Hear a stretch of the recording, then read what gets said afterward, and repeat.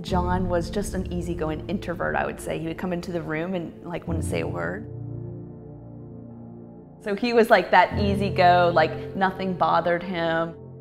As life comes, just take it as it comes.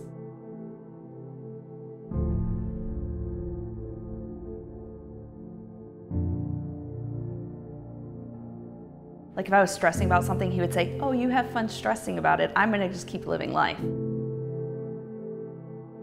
You could tell that he genuinely cared about other people before himself.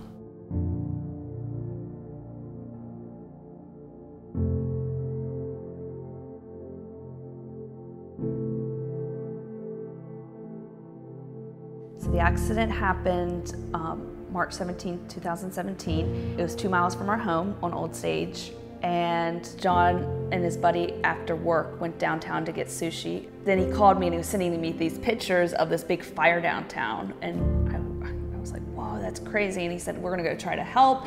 And he was just like sending me stuff. And I just kind of said, you know, take care, don't, you know, be safe. And then I went to bed because it was getting late. And the next thing I know is I got a call that my husband was unresponsive. The lady said it was an automobile accident. And then at that point, they didn't think he was going to make it.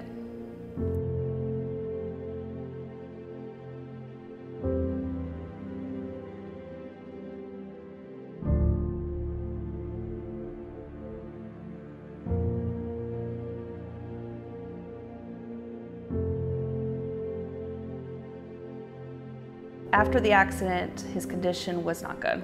It was no response. First off, they could not fully scan his brain until the pressure in his brain went down that they could get him into an MRI. He couldn't lay flat at that point. I think it was about a weekend that we were able to get an MRI, and at that point, he was not responsive. So there's a Glasgow scale, 3 being the lowest. I think it's like 15 or 16. The highest, he was at a 3. I mean, meaning no response at all. We weren't sure the extent of the damage because he wasn't able to communicate. And we soon learned that he had global aphasia at that point, meaning that he couldn't express himself, he couldn't understand language, he couldn't orient. I mean, like so there was no way to know what was really going on inside of him. Then the inability to communicate just brought frustration, and his agitation just went over the top.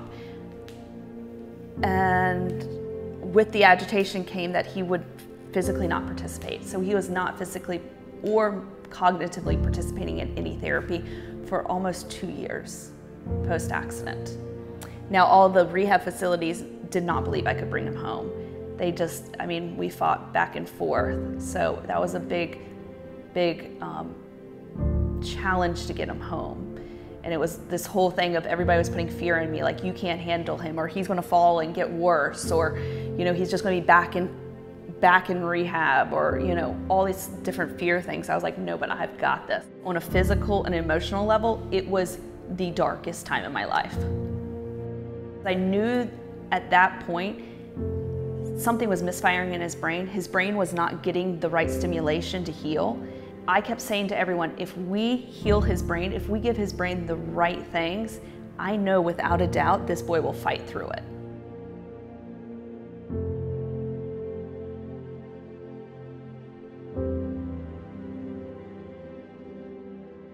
So when the accident happened, I had many people in the service say, you need to get him into hyperbaric. And I was all about it. So I asked all the doctors, and they're like, oh, there's not enough research. His condition's too bad.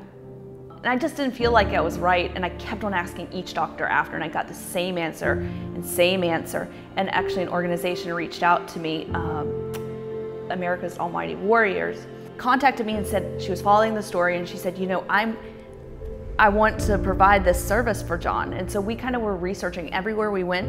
And so I just kept on asking each doctor, and I kept getting the same answer. But when I got him home, I was like, okay, hyperbaric, here we come. And Debbie Lee was so amazing. She just had patience, and she just waited until the time was right. But I feel like the puzzle pieces had to come together, and God guided us to the place that we had a functional neurologist. Dr. Daigle came into the picture. And one day I said, you know, I have this organization that will pay for hyperbaric. What are your thoughts? He's like, absolutely, let's do this. And I was like, done. So I contacted Debbie Lee. I get chills because it was like, finally, when we got the okay from the doctor that we could get John into hyperbaric, we started Googling in the Raleigh area and we found Extivita. And I sent the contact to her and she reached out to them and it just kind of fell into place right then and there.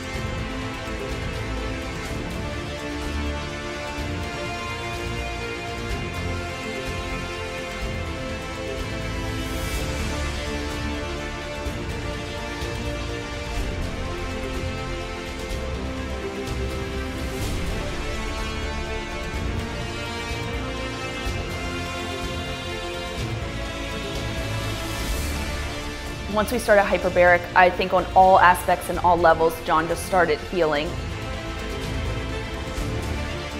I believe that the oxygen that he was receiving was going to the areas that were really painful and helping heal that area. It's like his body started easing, and it's like he started feeling more like himself, and he wanted to be up in his chair, and he didn't want to be in his bed anymore. And that to me is huge.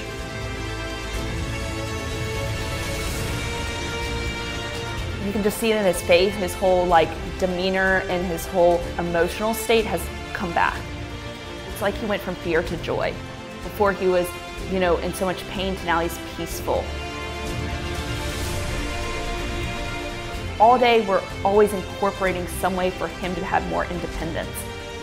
But in physical therapy, now we're working on standing and walking, and I believe by the end of the year he'll be walking with a walker by himself. I mean, that wasn't even in sight before we started hyperbaric. From before we started hyperbaric to now is black or white. Like, it's two different phases of life, of his healing. Before it was dark and now we're in light. Like, it's seriously, there's hope, there's every day's healing. So I knew that he was in pain. I knew that he wanted relief. And now I know that he has relief. I know that he isn't in pain and he wants to heal. John has improved on every level the doctor said he would never improve on. His ability to express himself, his ability to speak, his ability to move his whole left side. I mean, we were told that just might never work again. Like, his ability to even walk and one foot, the motor planning of one foot and the other foot, we were told that left foot would never motor plan. I look at him and it's like, as people say, it's like you would look at him and he looks like himself before. And it's just amazing how much healing the body can actually do. Also, doctor said because we had agitation for so long that the agitation would most likely be lifelong. That there was no way that we would get over that. But I knew, because God was giving me the insight, that this was going to end, that there was an end to this and there was a light. There's a reason that we were going through it all. Every time we go to a doctor now and they see that he's not agitated whatsoever, they're like, that's not even heard of. Honestly, nothing bothers him now. It's unheard of. Like, no doctors would ever think that would be possible. This is how he was before the accident. His personality came back through. He was someone, like we said, he was someone that was just carefree, easygoing, nothing much bothered him, and now he's like that again.